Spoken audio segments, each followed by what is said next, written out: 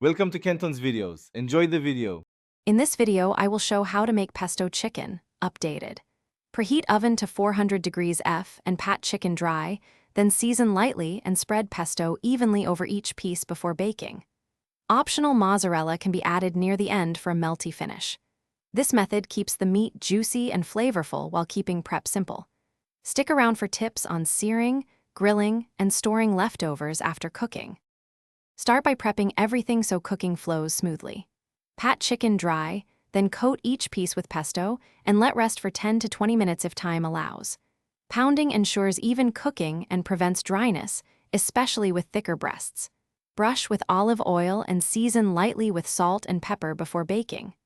High-quality pesto makes a big flavor difference, so taste and adjust seasoning as needed before you cook. You can bake, sear then bake, or grill pesto chicken and get great results.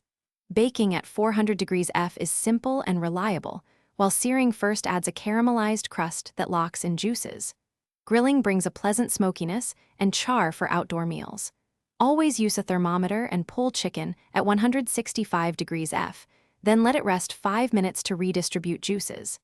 Add mozzarella in the last few minutes for melty topping. Thanks for watching. Consider subscribing if we helped you.